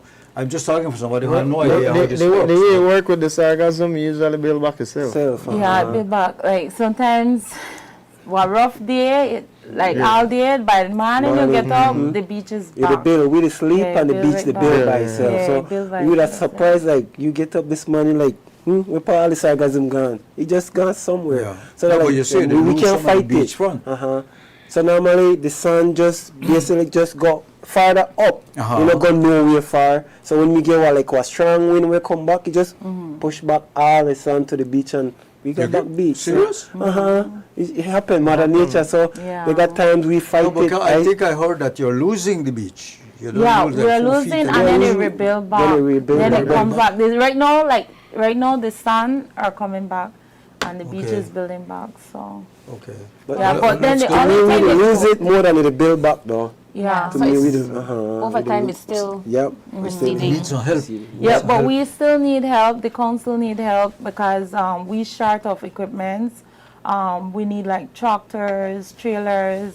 So right now it's like a struggle for us. We only use wheelbarrow and rakes, you know. That's So a that's hard not enough to take care of our whole community. So if we get that support to get some tractors, will be good, and trailers. Let me ask you something. What percentage of how you say it? Hopkins now own or live on beachfront right now in Hopkins? If they're talking to the Smalley house or how much of that beach is still owned and controlled by residents of Hopkins? I would have said like out of 100 would be like 80% Okay, still great. for people. So can you gather these people to take care of the beachfront as you go along? I mean, with the sargassum and so on? Is that possible? Yes, that's something that council will need to work on. What we are advising our people, like when we do the beach cleanup, to join in and help us with the cleanup and taking care of their beach, you know. Hopkins has one of the most beautiful beach in Belize, and it's so wide, and whenever the beach build back, we try clean it up, and it looks so nice. You feel like you're there at Cancun. That's why I asked you about Roy, because a few years ago, everybody Placencia, you know, yes. Or St. Bite. Yeah. But now, Hopkins is a newly discovered yes, secret it's there, for some. Everybody loves That's Hopkins. right. Yeah. That's right. And they live closer to it. And what we're hearing a lot of people are saying Hopkins is so clean, and our village council, we're trying to maintain it and be consistent to keep it clean. Yeah, so we have workers out doing cleanup. All right. So every day. for the Hopkins Day now, I would have no trouble driving there. I will find parking. I will find stay for the night. I'm sure you have a lot of hotel rooms. I'll find food. I mean, a lot of food for sure. Yes. Food. We have over 55 vendors so far, mostly food vendors. So a lot of food gonna be out there. Wow. Yeah, So a lot and of food. we have arts. Yeah, food well, and bars. We have like Apart from the I know village that, I council know bar, that, yeah, we're gonna have bars. I don't remember there. some of them. I think I better drink too much, but had some time there. You have lobster on the menu? Yes, definitely. Yeah, We're gonna for have sure. lobster, whole Lobster, lobster. yeah. Lot of grills. Yep. Fish. You get everything that happens. Well, you just said which restaurant you think sell the best food in? Oh my Hopkins? goodness. I don't want to say Ella's because I don't want it sound biased. But I must that's say a all the world-famous name? restaurants in Hopkins sell good food. All the restaurants, yes. Yes. For sure. Okay. And like I said, the community is more tightly knit, and the more give it a feeling. I think they're like compare like San Pedro to Kikaka, Hopkins, Placencia, Hopkins. One is more, have a more local feel, more, yeah, homey. Okay, now I know preserving Garifuna culture is a big goal in most of these, Garifuna communities, right? Do you feel like an event like Hopkins Day help with that effort? Yes. Like what we're doing right now, we're building our booths. Yeah. Like the authentic way, like the old time Hopkins. Okay. That's how. What, coconut leaf? No, we use the palmettos Okay. and the leaf. Yes. Yes. So we're gonna have NGC there as well. They're gonna be displaying the stuff like the stuff that the Garifuna people use, and they're gonna be reading out the history about Garifuna communities, Hopkins also. Most of the vendors will be selling traditional dish. Yeah, like the one who's selling food, gonna be out there. We have Tigusuna, Garifuna gonna be out there as well. And I want this to be said loud and clear, Ella and councillors, because when you go to a village, whether you're going to a Creole village, a Maya village, you want the authentic food from that destination, right? Yes. So yes, that's yes. one of the things about Hopkins. Yes. There's no shortage of authentic cultural food on the menu. Because sometimes I go to some of their cultural events and alone barbecue chicken. No, not in Hopkins. No, there will be barbecue chicken. Yes, they will have, but then mostly Barbecue the lobster. cultural food you will Yes. find out there. Seafood will be Yes, there. seafood. And then we also gonna do the coconut husking. Yep. Yes. So like real You have time. coconut water, no? Good eating Good contest. eating contest. Yes. Hold on. Yes. Eating contest. Yes, Yes, man. yes. We had that last year. No, we will have it Hudud, that's this something you year. eat slow. Yeah. We've been making. But anyway, so looking forward to that as well. And of course the music, right? There is no party without The drums. authentic Garifuna music in the south. Yes, we have the our local drummers gonna be How there. an event like this will help the village council? Okay, proceeds from the event will go towards the completion of the pier. Yeah, we're building the Hopkins Pier. Okay. Right now we have complete about 100 feet out. We're going 200 feet out more. Yeah, and that will end with a deck and a touch on the pier. So our goal is to complete Why you that need this pier? That's our community pier. So who uses Are there it? vendors on it? or- Fishermen. The fishermen, Okay. everyone in Tour the community, operators. yeah. Yeah. So it's like a little marina type Yeah, thing. yes, and the first stage funded by Ministry of Rural Transformation, and then now Hopkins Village Council is raising funds to complete it as well. Do I need to pay Yeah. to enter the festivities or something? I don't know. Yeah, we are charging a fee, Adults. $3, and the kids are $1. Yeah, Okay. yeah. Yeah, no, obviously. Yeah, that should be good. Well, good luck, and it's going to be a fun day. I think the weather should be good. Oh, and then we have Lionfish tournament Saturday going on. And then we have Rodwell Ferguson marathon. Volleyball. Yeah, volleyball marathon. That's happening on the basketball court all day. And that's where the Stann Creek West. So we are expecting like 15 teams from Stann Creek gonna be there playing volleyball at the basketball court. Yeah. That should So be fun. this year Hopkins They were Day, big. we are expecting a huge crowd. And what are the Yeah. hotels saying? Do they still have room? Are they both? Because maybe they- somebody might want to come from the Friday night, but maybe better they just come this Saturday, Yes, you depending don't on want- the you don't want to room drive, situation. yeah. Because you can't host everybody. Yes, from what we heard, all the hotel rooms are booked. Really? Yes, Are they and give, people I are guess still they give special calling. rates or? Hi. That I know how it works. I demand me higher price, sorry. Yes, all the hotel rooms are booked right now. I'm But not don't, sure don't be about scared, guys. the- Still call there sometimes. Yes, Early cancellation. yes, they have early Airbnb, whatever. Airbnb at maybe City Point or maybe in Dangrega. They could Yeah. book room there as well. So it's not far. Yeah, not impossible. Yes. Just try on a look. Yes. If not, come down for the day. Yeah, and then we'll have maximum security. We're gonna have police throughout the day, and also for the after party dance at the night. So, yeah. Sound like fun. Tamar, sound like your kind of. Yeah, You like that? This innit? year, the after party gonna be on the old school You have grounds to there. work out the hudut when you don't eat it. No, you take a nap. Thanks for sharing this event with us. I know there are a lot of Belizeans who they want to be tourists in their own country. So this is us letting you know that you are more than invited. You're invited to enjoy Hopkins Day. It's a very welcoming community. Yep. It's going to be a lot And of it's fun. It's an easy drive. Oh, for From real? Belize It's a City. beautiful drive. Yes, it's a lovely. It's From an easy Belize City drive. to Hopkins through Maybe a the couple of 2 coastal. hours. Coastal is like hour and a About 2 half. hours. A man and a half. Not drive Yeah. like Elayal, 2 hours. No, I drive slow. But it's about an hour and a half to Yes, 2 hours, yes, realistically. So you guys drove up this morning? I drove this morning, but my counselor, they're here from yesterday. Oh, Conscious put me up last night, no? Yeah. Okay. Sleep early. Somebody put me up. Sleep early. We can sleep early. Yes, and this year team is rooted in culture, rising in unity. Rooted in culture, rising in unity. That's a beautiful theme. Yes, that's our team. All right, this now year. I know usually you have some sponsors to thank or Oh, some final yeah. thoughts. Yes, first of all, I'd like to thank our area rep. He have been supporting us throughout the years, Honorable Rodwell Ferguson, and also the Ministry of Rural Transformation.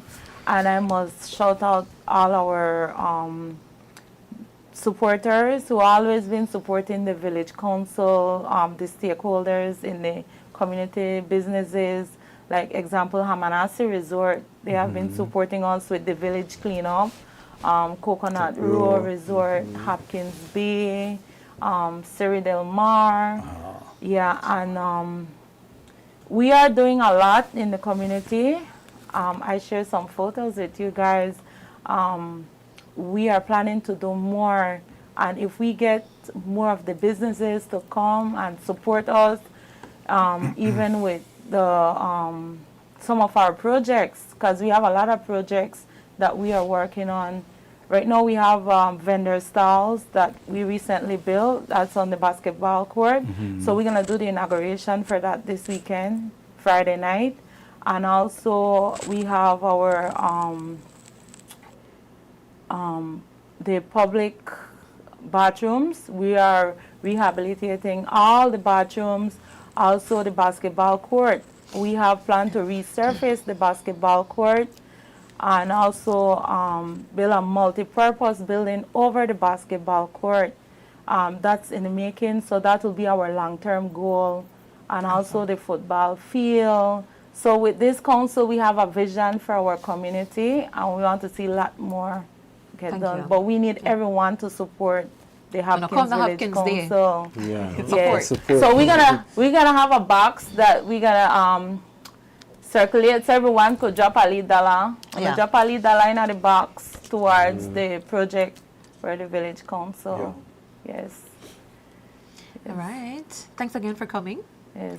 And then we would like to shout out everyone who sponsored the event. My counselors will read it out. All right, guys. We like to shout out to White Horse in Hopkins, Garimaya Gift Shop, Beaches and Dreams, Driftwood Beach Bar and Pizza, Minister Rodwell Ferguson, Hamanasi, Honorable Kareem Musa, Happy Go Lucky Tours, Jaguar Reef, Serra del Mar, Sea Ready Adventure and Tours, Caribbean Shores, Bucket List Tours, Parrot Cove, Hopkins Bay Resort. All right. Yeah. That's it? Yes. All right, thanks. And we have more sponsorship coming up. So if we never did mention your business, we never mean to do it, but we will Love give you FM guys too. shout out. Big up to Love FM. And Yeah. thanks, Big up. Love FM. Hot off Always the up press there. as well. Mhm. They sponsor us. They've been marketing on the social media. All right. Thank It's, yeah, thanks again. Got to take the break. When we come back, we'll be talking about Creole music in a carnival. Yeah. We'll be right back. Ready, set, paddle into an unforgettable showdown along the Placentia Peninsula. The Battle of the Paddles 2026. On Sunday, August 2nd, the tranquil southern waters erupt with excitement as paddles are put to water in one of Belize's most unique water sport competitions. Starting at 8 a.m., competitors take part in one of 4 incredible races. A challenging 20-mile canoe race and a 10-mile sea kayak race through the Placentia Lagoon, alongside a dynamic 3.5-mile sit-on-top kayak race and a 1.7-mile paddleboard race around Placentia Key, all starting and finishing at the Placentia Municipal Dock. Feel the excitement as every stroke transforms the Placentia waters into the ultimate water sport battleground. Battle of the Paddles 2026, Sunday, August 2nd. Battle of the Paddle sponsors are Barefoot Services, Crocodile Research Coalition, Placentia Village Council, WWF, World Wildlife Fund, Sandy Cove BZ Tours, Belize Tourism Board, Umaya Resort, Blue Reef Beach and Marina, Southern Environmental Association, Hidden Valley Wilderness Lodge, Reiki and Island Resort, Caves Branch Adventure and Jungle Lodge, Miramar Suites, a Belizean Nirvana, Gecko Property Management, Top Value Supermarket, Maya World Destinations, Captain Jack's, Belsin Decorative Concrete Solutions, Seahorse Dive Shop, Balam Golf, Kareem Gordon on behalf of Mango Creek, M&M Hardware and Service Station, Flowers Vacation Rentals, Primus Villas, Isiana Resort and Residences, 501 Trucking, Ziki Rental Agency, Wendy's Restaurant, Barefoot Bar, Maya Beach Hotel, PAC Protected Area Conservation Trust, and Love FM.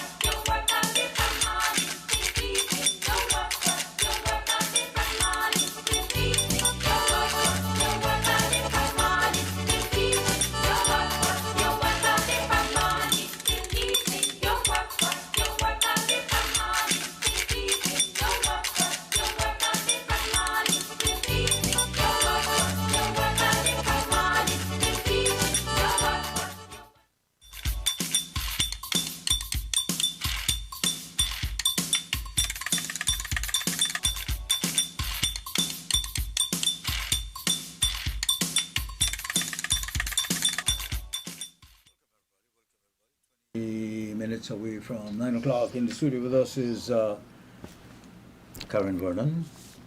She has created her own theme. Okay. We started the show with her brother. Yes. And welcome, Miss Karen. Both of you make quite an impact when it comes to. Yeah, he does the serious part, and I get to do the fun part. Yeah, you're the fun sibling. All right. Well, it's carnival season, right? Yes. And this year there's going to be a very interesting new addition to carnival. Yeah, definitely. So we want to hear about it. It's called the Creole Heartbeat Carnival Show Band. Tell us about it. Creole Heartbeat has been on my mind for a while. You know, like I've always wanted to do this band, but you know, I finally excuse every year when the time come around. So last year I said to a friend of mine who is a designer, we have to do it in 2026.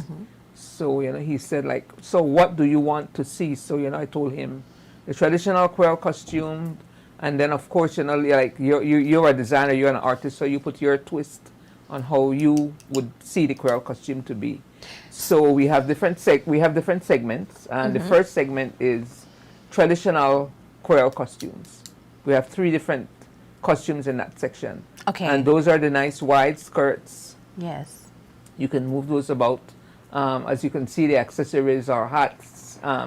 We have a fan. Nice. We have a section with a fan. We have one with an umbrella. So you could look for color. Yes. Extravagant skirts. Yes. Okay. The lovely umbrellas. Now we have some pictures on screen, so hopefully you get a chance to look either on our Facebook or Love TV, so you can see the pictures depicted. Yeah. Male and female costumes. Yeah. So I mean, it's promoting the Creole culture.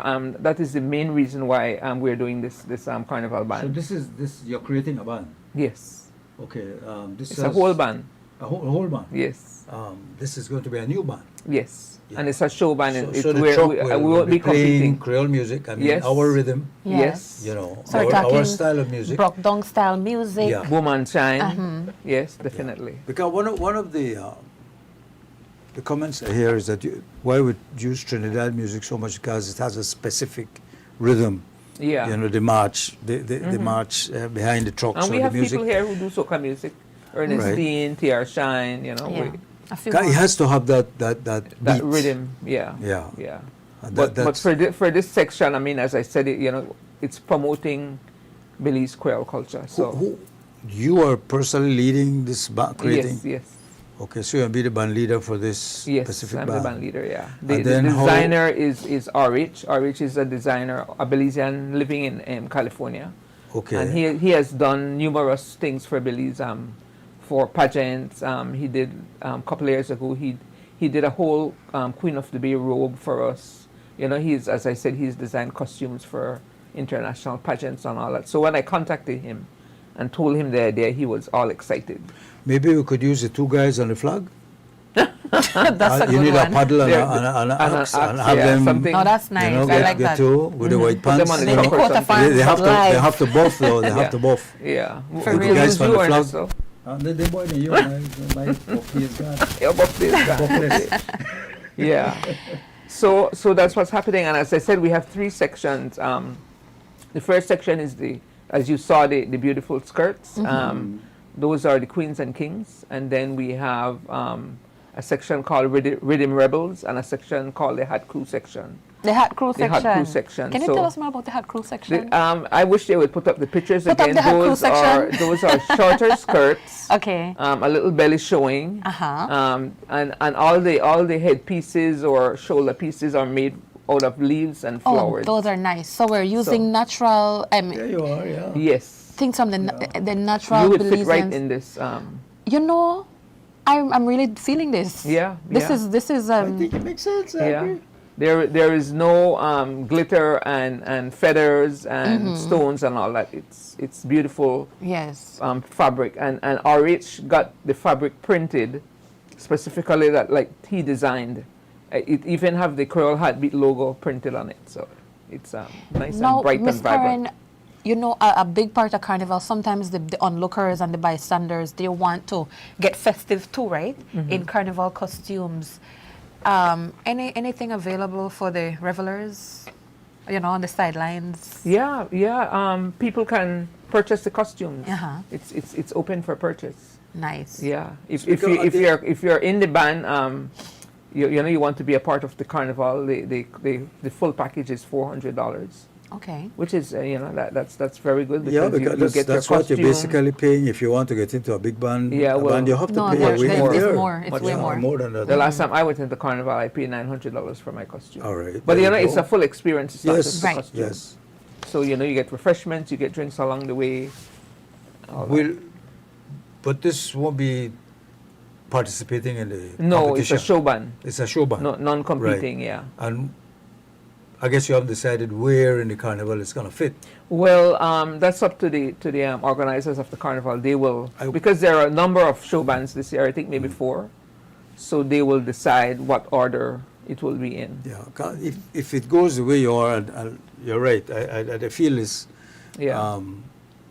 it's we look out for it. Yes, it's going to be different. It's going to be different. What about the routine, the dance routine? Is it more freestyle or? It's definitely freestyle. You know, it's a show band. I don't want to put the revelers in any kind of. But you know, Creole music has some situation. specific moves, right? Yeah, but I mean, you got it naturally. Yeah. Okay. You got it naturally. You So know, that I don't means want to put the revelers for the English shine, band. shilling, or song. yeah, in any kind of to come to You'll be rehearsals Creole and all for that. English So. band? What's that? You have a big What Creole do we in get this on band. Not at all. You can be any ethnicity. Because it's how you prove how much Creole you got in your Exactly. veins, right? Exactly. Most of we got at least a little bit. So you know, if you're interested in joining, you could contact my number 6007453. We're on Facebook at Creole Heartbeat, and creoleheartbeat@gmail.com is our email address. How many persons are you looking for? I am leaving would it. like to have I'm leaving it. I would like to have like 100. maybe 20 in each section. And it's 3 sections, right? It's 3 sections. So I'm Maybe about more 60. if it's more we can accommodate that. Sure. Let's see how people are you know how because it piques their interest. you're designing and manufacturing these costumes. Yes. You need a timeline. Yeah. By the We time have you're going to deadlines be on part our of this of this band. Yeah. And as I said, the fabric was designed by RH as well, and that's here already. And we have 3 seamstresses working on One of the those. interesting things about the bands for me, like the story behind the themes, and you know, we try to infuse some history in there.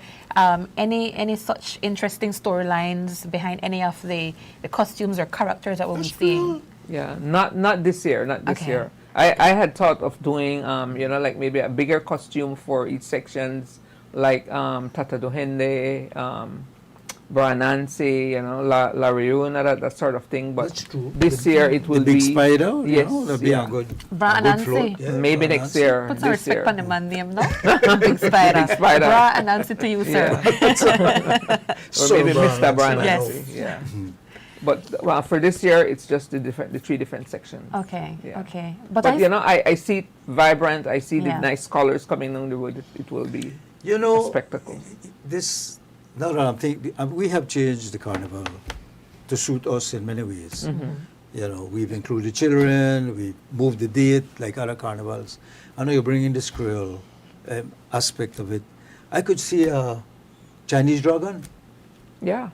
Mixing I up could- making it a melting pot. I could see a Latino A band with Latino Latino music, section, a a Latino Garifuna section. section, a Maya section. You know, make it a full cultural I could see that. But with the I start think- with the Creole. Yes. Yeah, I think this would make it really unique. I Yeah. think so, yeah. Yeah. Really unique. Yeah, because people come to see the Yes. carnival, and what you're seeing is what you're seeing anywhere else in the world at this point. Right. So you know, Right. this will add a Belize aspect to it that will make Right. it I think more we should. interesting.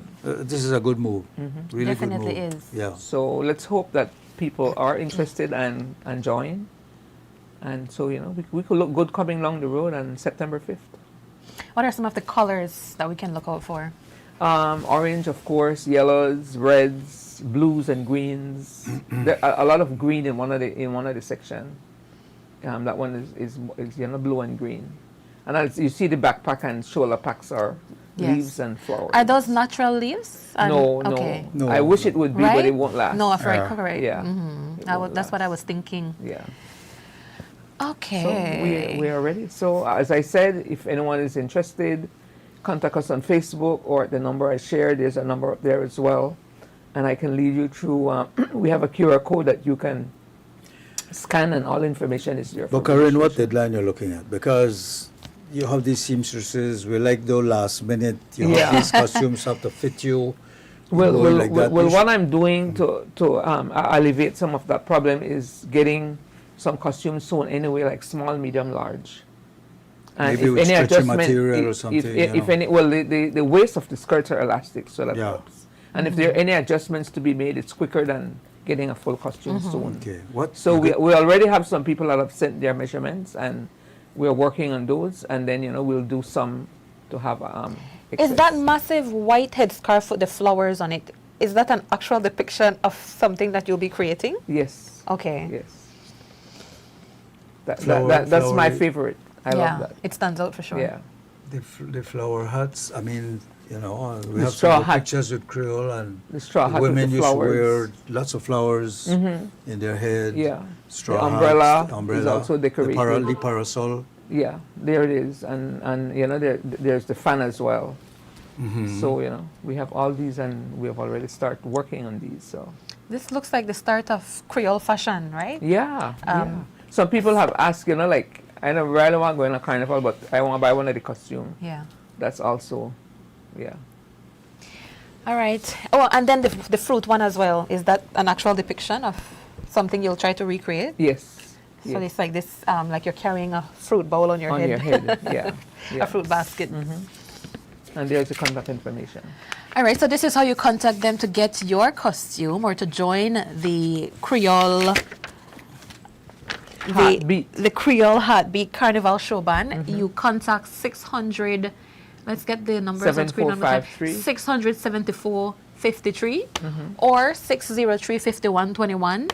You can send an email as well. CreoleHeartbeat@gmail.com. That's right. Again, these costumes are designed by RH Creation, a very well-known Belizean designer, known for vibrant designs, of course. Exactly. And we have the stamp of approval from the National Creole Council. What if I want to make my own? Like the tight khaki pants with the white shirt, roll up, You better buy one of my costume and stop trying to make anything in my band. No, I would pay for. You have to pay for going to a band, obviously. Yeah, I mean, you would be different from anybody else. I mean, if you're entering a band, you need to dress like everybody else. There are many options for men as well. Yeah. All right. Again, wonderful initiative. I could see this being built upon for years to come. Yes. Bigger costumes, more elaborate. Bigger and bigger, yeah. More people joining in, and like Ernesto said, at some point, it's up to them, the inclusion of other cultures infused into our carnival. Something to make it our own, right? Yes, instead of being a second-rate Trinidad carnival, be a first-rate Belize version of carnival. Yeah. And maybe at some point represent Belize in carnival elsewhere. Correct. And then also it's an opportunity for our music to be more appreciated. Definitely. Because we're not competing with, music, dance, costume. Because we have enough songs, right? Yeah, definitely. If we're going to way back, I mean. And we also have just the natural Creole drumming. So it's drumming, the Boom and Shine band. Because on the truck you're going to have a DJ. As well. Playing, he will have this playlist. I don't know if he can get any chance to play music. No, but I think that you can control that too. Yeah, but I mean, like you have a performer. You can't throw in one Trinidadian song. Ernestine will be along with us. Yes. All right.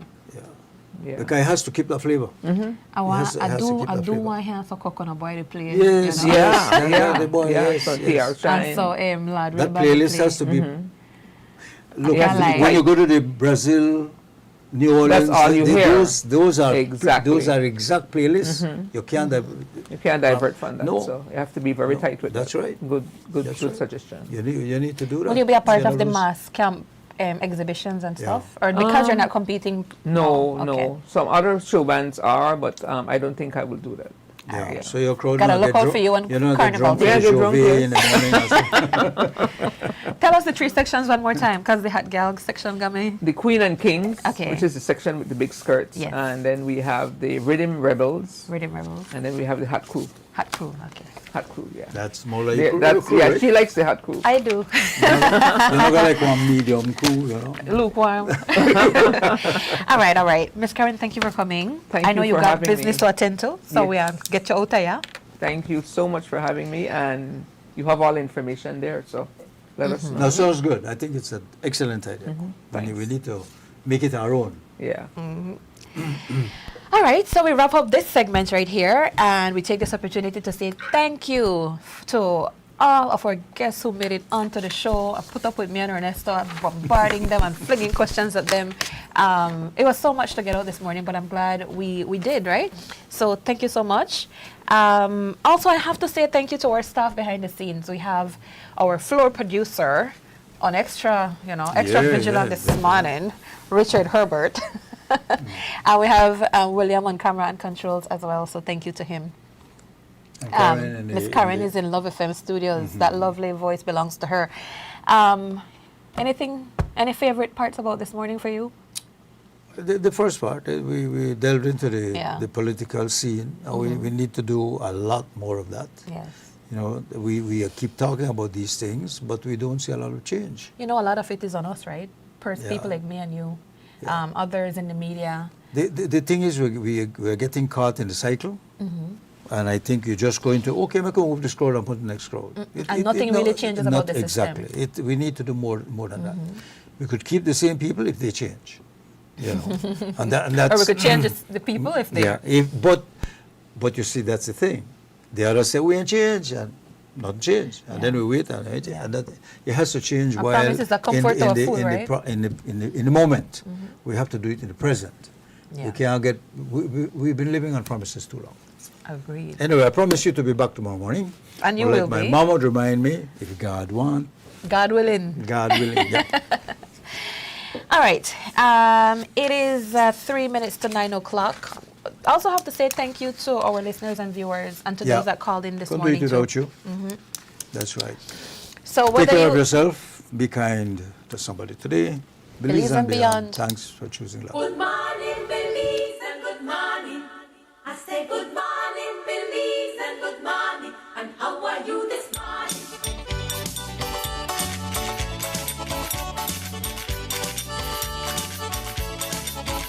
Every morning I go to work and get